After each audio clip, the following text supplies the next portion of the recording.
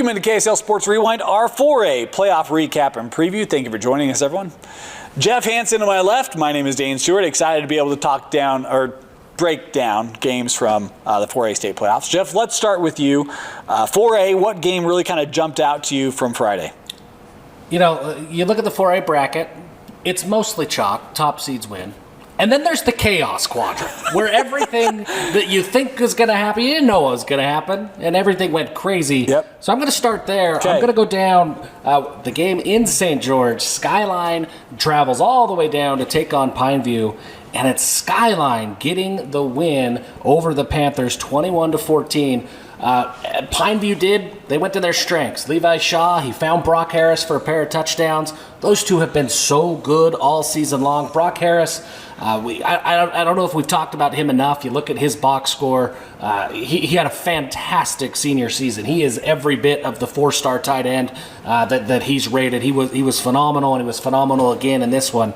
But it wasn't enough. It was Skyline and Xavier Kochi that really, I don't know. Are they still surprising people? Because they just have been winning all season long, but they go and they get that upset win. Maybe it does surprise some people to see Skyline get that big win. Xavier Kochi has 2 touchdown passes to Alex Brown, and Jonah Miley in the first quarter had a long 70-yard touchdown run, and that was it. But it was the Skyline defense that was so impressive. That Pineview team, they could score. They put up points all year. All season long. No matter who they played, Pineview has been able to score. The Skyline defense showed up in a big way in this one. They get the win. And you look at that bracket, because of the other chaos that happened, Skyline has got to start feeling, hey, we've got a shot at this. We can get to Rice-Eccles. And how cool would that be to see Skyline get there? A program that had so much success for so long and then has kind of had a downturn. Xavier Kochi's turned that thing around. They look like a different team right now. You know what I love? Xavier Kochi on social media was like, I watched this. You made some points, but we got plans. And, man, congratulations, Xavier Kochi and company.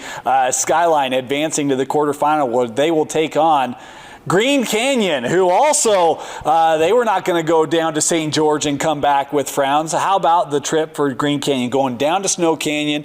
And, there's just something about Cache Valley teams when they play teams from St. George. I don't know what it is, but they don't mind those matchups. They like the bus rides. They like the warm weather. Of course, everything's warm in Utah right now. Ethan Monk to Hayden Schramm twice for the Wolves, really leading the way. 23-20, Green Canyon gets the win.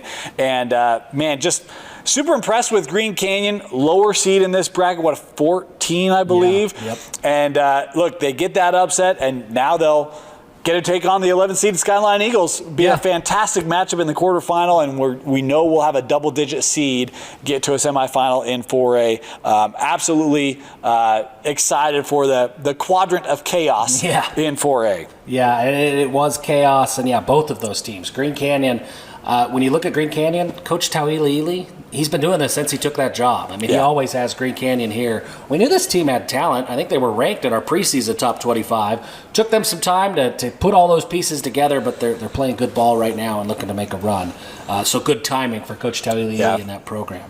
Another game that was fun, that we expected to be fun. We knew it would be fun because it was fun when we already saw it once. Stansbury and Mountain Crest, man. This one, if you like points, this was the game for you. If you like defensive football, then there were plenty of other games to watch. This one, Stansbury gets the win, 49-42. It's Brighton Rutzel, maybe one of the best quarterbacks that just doesn't get talked about enough. He has 6 touchdown passes in this game. And then as an added bonus, he runs in one more touchdown. 5 different Stallions caught touchdowns in this game.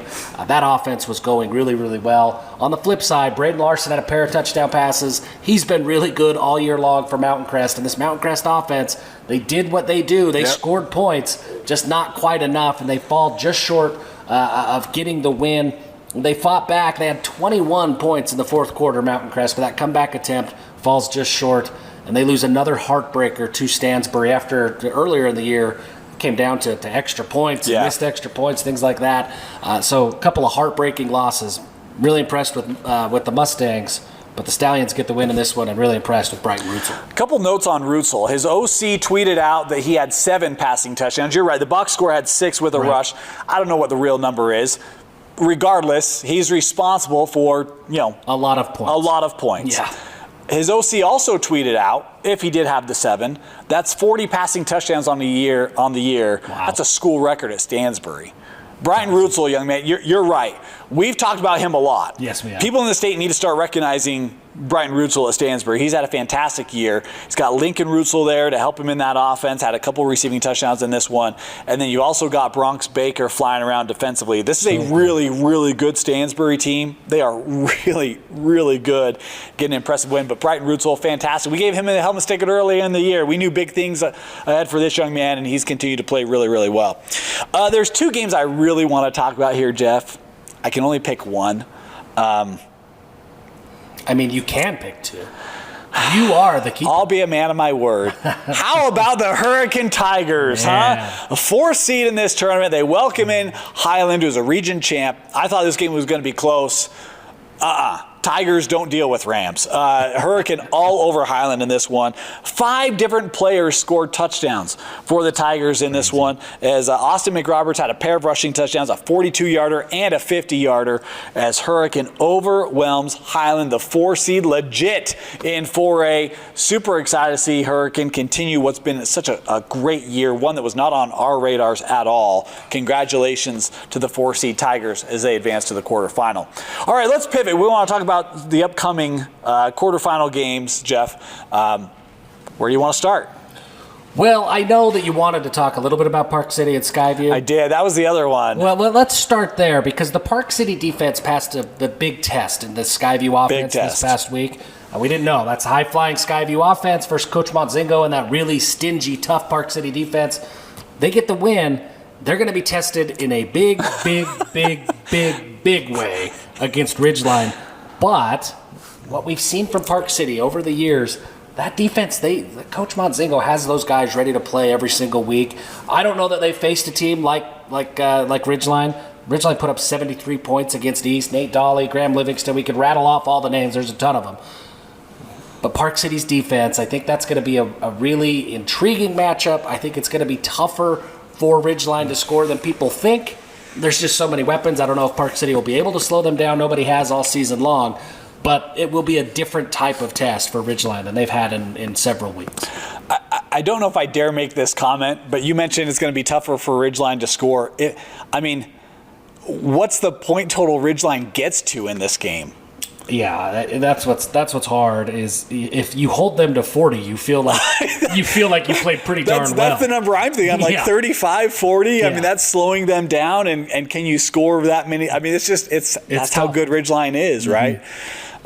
We'll see. You're right. Coach Monzingo, he always has his defense ready. They fly around. They do a great job limiting opposing teams, but this Ridgeline offense is a little bit different. We'll see. This will be a tough test. That's a good one. I'm going to go with a team that we haven't really talked a lot about this year, and I just talked about Hurricane. They're going to take on the Provo. Nobody knows Provo Bulldogs, right? And I just say that because, and Provo's not going to like that. I apologize, Provo. This has been a really good Provo team. We were talking about this last night at our game. We're like, we haven't talked about Provo very much. Why? Well, they start the year, they lose a lot of games, but they lose them close. They're all like 1-possession losses. Then they get to region play, and they're just beating teams left and right. They haven't really had like that staple win where it's like, boom, that's the Provo team. Now, Garrick Orchard, he's thrown for 7 touchdowns multiple games this year. This offense with Fili Moatu, who had a great game in the second round, had 2 or 3 rushing touchdowns. This Provo team is really, really good. We haven't talked about them very much. They're going to have to go down to Hurricane. I am really, really interested in how this game turns out. I think the versatility of Provo's offense, we talked about they would have to get that running game going. They did in the second round.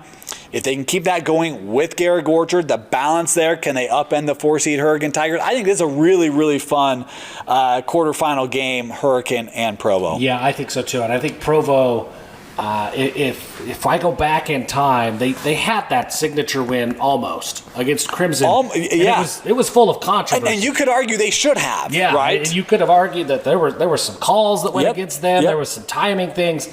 That would have been the win. That would have been. Hey, Provo's on the map. And maybe, that's our fault for not looking at that game and saying, okay, win or loss, they were right there. That should have put them on the map. They're going back down to St. George now to go and play Hurricane. I don't think that they want that same thing to happen again. They're not going to leave it up to refs or timing or anything else. They want to go and make a statement in this game like they have for the back half of this season. It's a business trip for the Bulldogs, right? But it's in the Hurricane conference room. So this will be fantastic. I cannot wait for this one. T. Brown had a pair of rushing touchdowns, and Provo had a pair of defensive touchdowns as well in their second round win. Provo playing really well. Yeah. One more game for me, Crimson and Stansbury. That game's going to be really good. Crimson's played incredibly well. Tanawai Anderson has been great. Van Daly, he was really, really good in his second round game. Crimson's a lot. We know that Crimson is a lot, but we just highlighted Brighton Rutzel. We just highlighted how good that Stansbury team has been.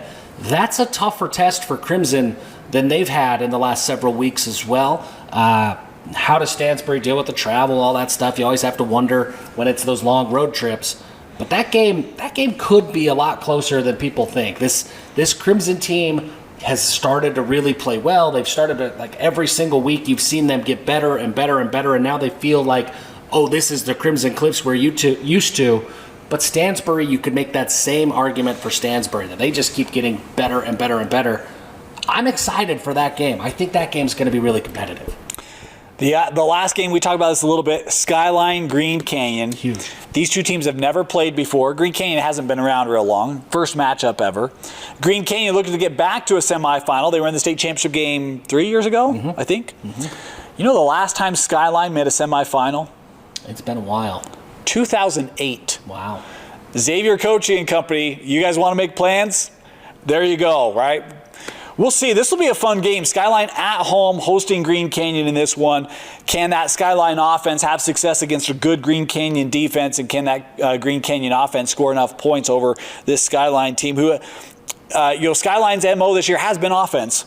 And so if they do get slowed up, can they find some creativity in that offense and be able to outpace Green Canyon? This should be a really good one on Friday night. That 11-14 seed, as we all saw coming in the 4A state bracket. All these teams playing for the right to advance to Rice-Eccles Stadium. What game are you excited for? Hit us up in the comments. Let us know. So much fun in 4A. And a reminder, we'll have the 4A semis and state championships for you right here on KSLSports.com. And I want to thank you for joining us for our playoff recap, as well as our preview of quarterfinal games. For Vince Francis, Jeff Hansen, my name is Dane Stewart. Thanks for joining us. We'll see you next week when we're in the semifinals right here on KSL Sports Rewind.